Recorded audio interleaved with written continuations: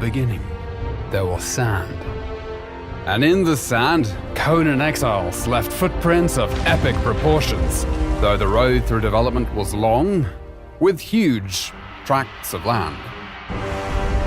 Now, the exiled lands have more than doubled their original size, and is no longer a mere sandbox. The Frozen North update added snowy peaks and fertile highlands, and at launch, the humid swamp and smoldering volcano are introduced. With such a large-scale world, traversing it can be time-consuming.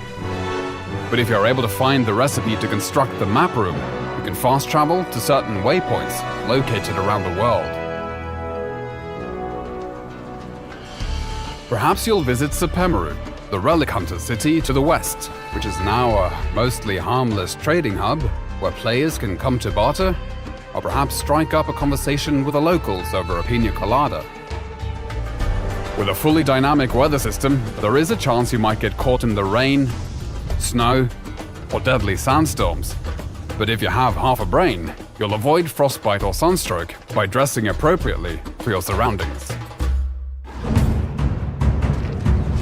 The world is filled with dangerous monsters and other humans, as well as challenging world bosses and deadly dungeons. These dungeons are designed to test you and reward those who show strength, intellect, and resourcefulness with items and lore you won't find anywhere else.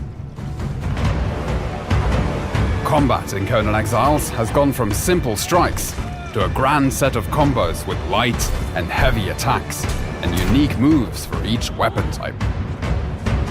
And with improvements to artificial intelligence, mastering your moveset and stamina is critical.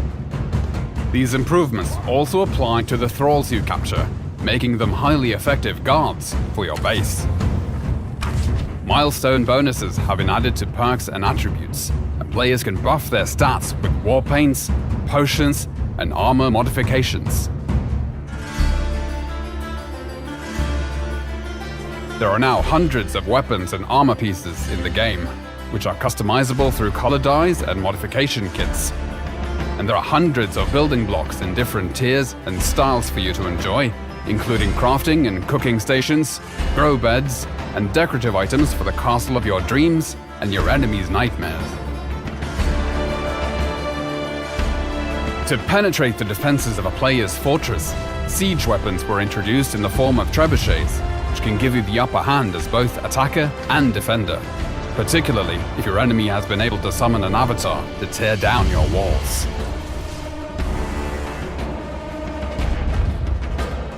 With the ability for players to climb any structure or cliff face in the game, necessary defenses like siege cauldrons and crenellated walls were added.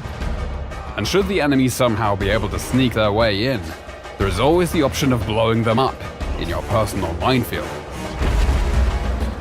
Defensive construction is not just against other players, as the creatures of the land also rise against you to drive you from their territories.